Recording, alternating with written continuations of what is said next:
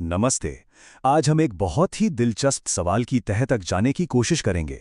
भारत में अंधविश्वास और पाखंड की जड़ें आखिर इतनी गहरी क्यों हैं? सोचकर थोड़ा अजीब लगता है ना। जिस देश ने दुनिया को जीरो, योग और वेदांत जैसी चीजें दी, वो आज ढोंगी बाबाओं और अंधविश्वास से भरा क्यों पड़ा है? ये एक ऐसा सवाल है जो हम सबको परेशान करता है।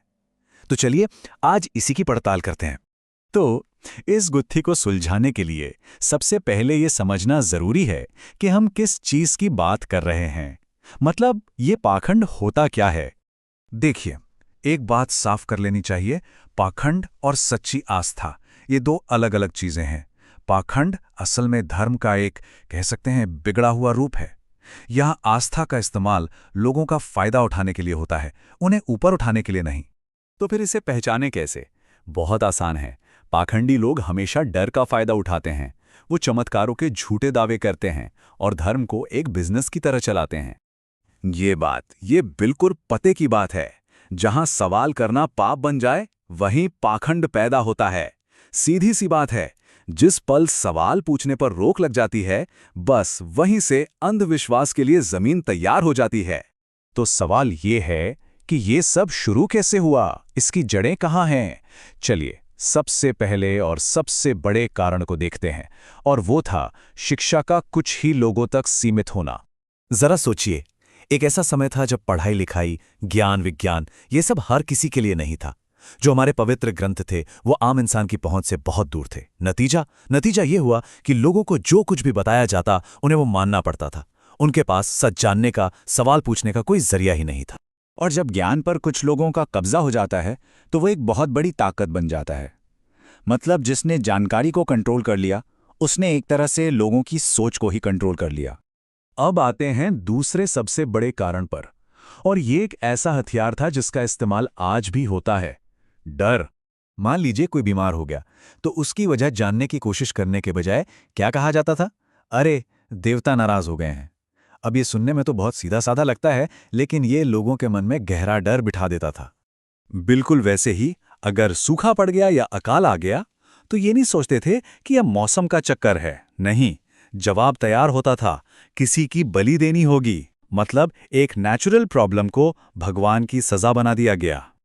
और हद तो तब हो गई जब मौत जैसी एक अटल सच्चाई को भी पिछले जन्म के पाप से जोड़ दिया गया। इससे लोगों के मन में सिर्फ डर ही नहीं, बल्कि एक अपराध बोध भी पैदा हो गया। तो अब इन सारे डरों का एक इलाज भी तो चाहिए था ना। और वो इलाज क्या था? डरो मत, बस थोड़ा चढ़ावा चढ़ा दो। मतलब डर को खत्म करने के बजाय उसका सौदा किया जाने लगा। डर को कमाई और अपनी बात मनवाने का जरिया बना लिया गया। डर के बाद एक और तरीका अपनाया गया।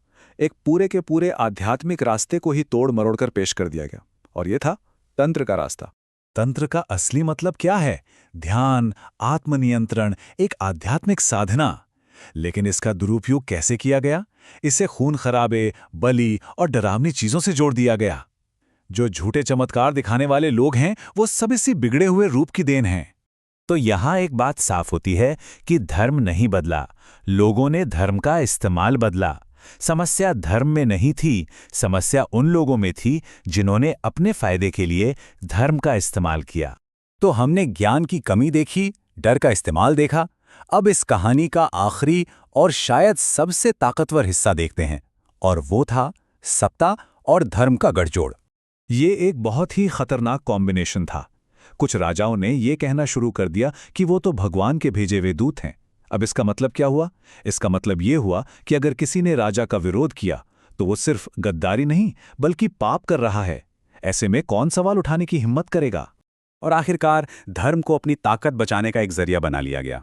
एक ऐसी चीज जो लोगों को रास्ता दिखा सकती थी, वो लोगों को काबू में रखने का एक हथियार बन गई।